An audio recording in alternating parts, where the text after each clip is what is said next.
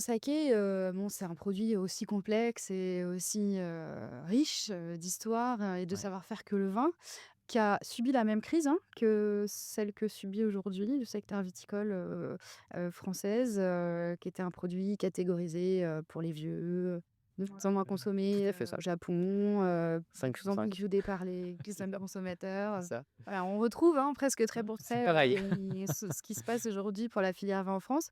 Hem Ils ont, commencé à se relever, avec, beaucoup de panache, je Mmh, trouve, mmh. ils ont fait preuve de beaucoup d'initiatives, beaucoup de communication. Ils ont retravaillé leurs produits, qu'est-ce qui vous a le plus inspiré, dans ce renouveau de la filière saké et comment vous pensez que la filière vin pourrait s'en inspirer?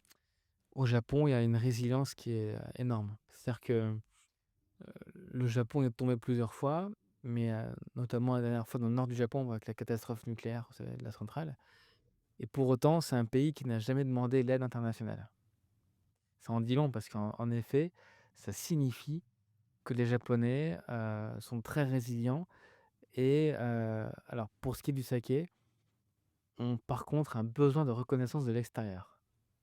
C'est-à-dire que si les Américains et les Européens trouvent ça sympa et trouvent ça cool, alors les jeunes Japonais vont trouver ça cool aussi. Il y a un besoin d'aval de l'extérieur. Si l'extérieur est OK et ils disent: «Ça, c'est super», alors ça va marcher.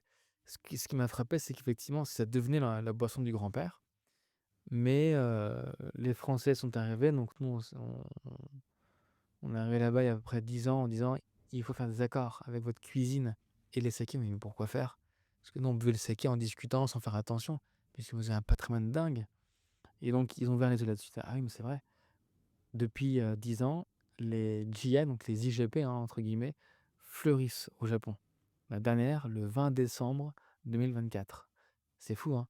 C'est la dernière appellation, japonaise, donc il y a quelques jours, en fait, et cette reconnaissance, du lieu également a permis aux Japonais de se dire: «Tiens, c'est un saké, de chez moi, je vais goûter» et cetera. Il y a un attrait tout d'un coup qui est monté.